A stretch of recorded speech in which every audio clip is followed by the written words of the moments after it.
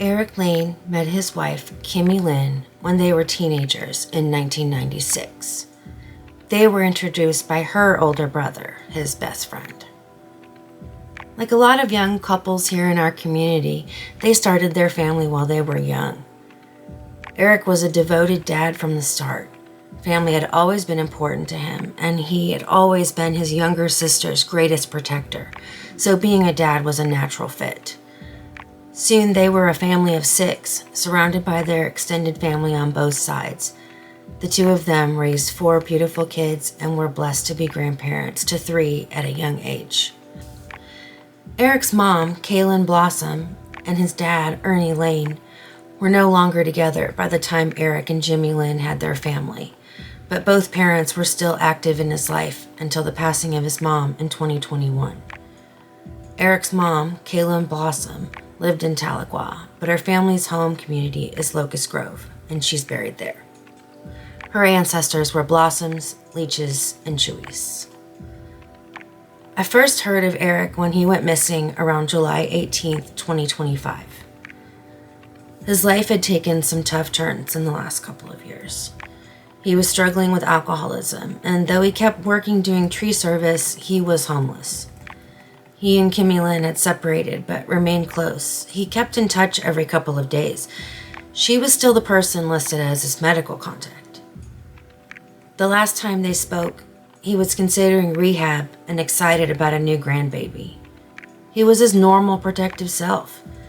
He told Kimmy Lynn that he had recently gotten into and previously gotten into disagreements with another homeless man who had a habit of squatting in empty houses around Tahlequah. Kept catching that guy luring young girls into his squats.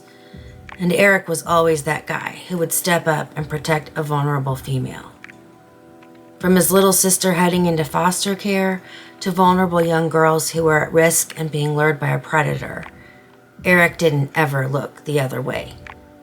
So when Kimmy Lynn couldn't reach him, after a couple of days, she became worried and contacted the Tahlequah Police Department and calling the hospital.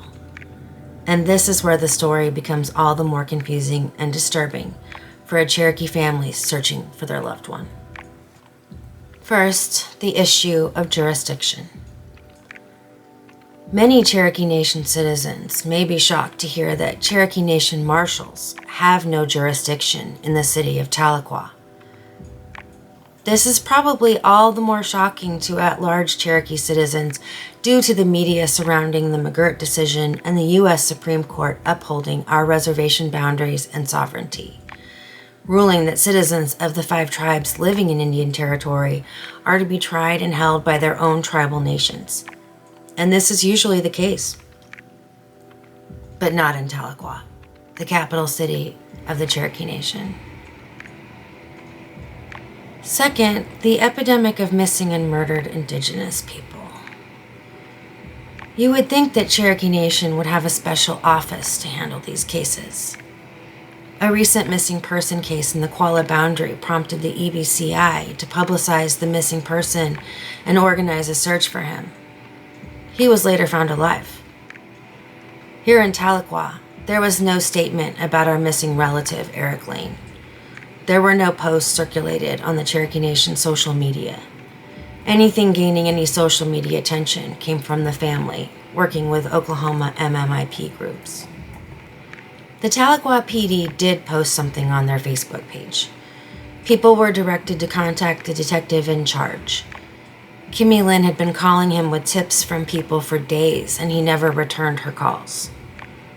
In the following days and weeks, she received many tips, harassment, and threats.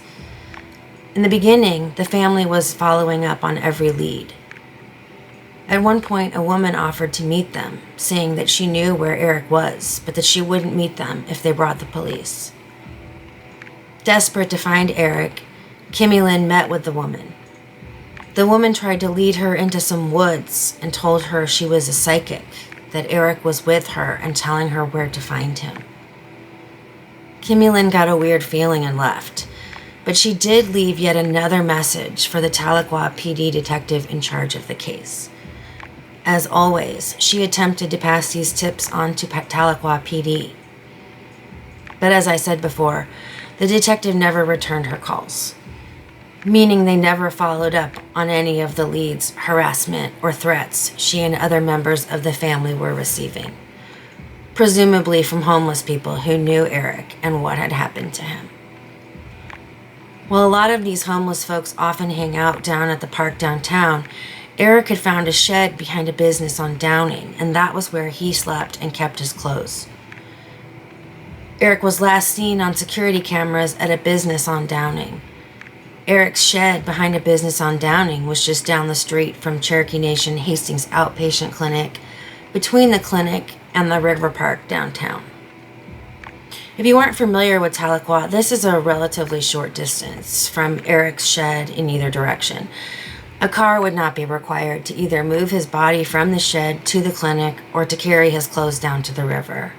And another thing about the shed, when Kimmy Lynn and others went to the shed looking for Erik, they found all the garbage that was normally around the shed, including straws used to smoke meth, the empty liquor bottles normally stacked inside the shed, and all of Erik's clothes, including the work boots he wore to do tree work, were gone. The shed and area around it appeared to have been deep cleaned. It was spotless. In an effort to help the family, my partner and I began following up on one of the leads that were coming in.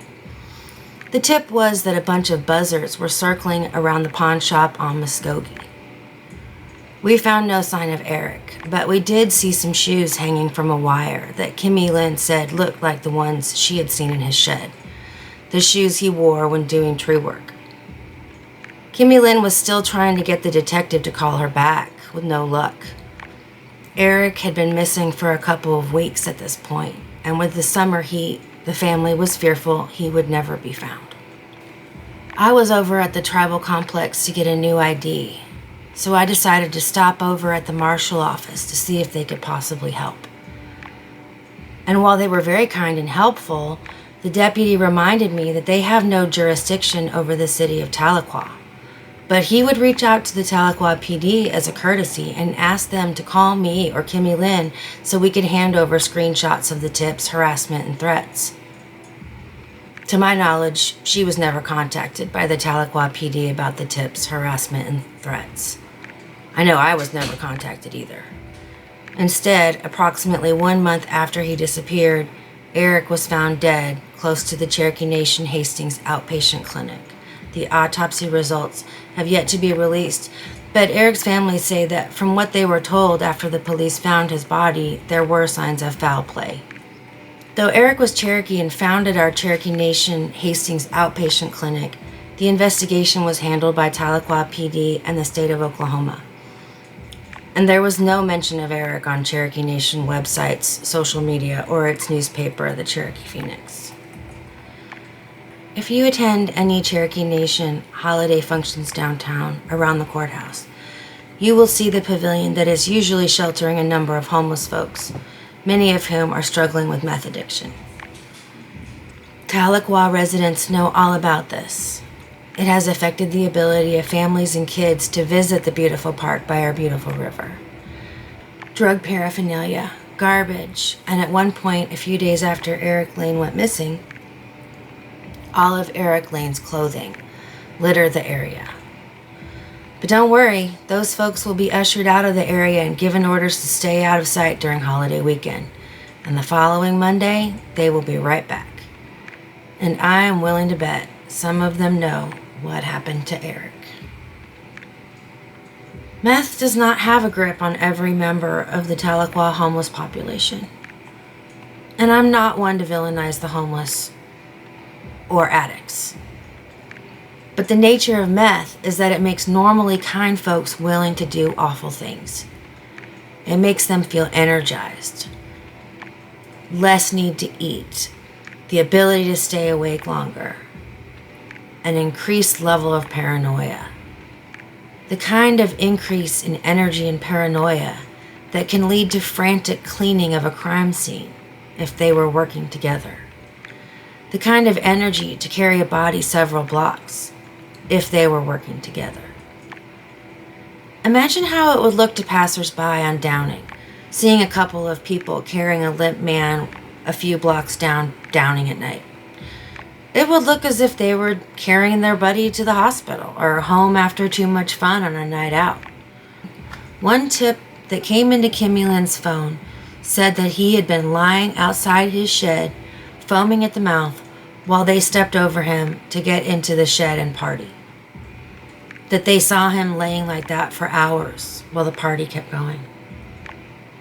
Did he overdose and it scared them? He was an alcoholic, not a meth addict. Did he and the predator of young, vulnerable girls get into a fight and he was killed as a result?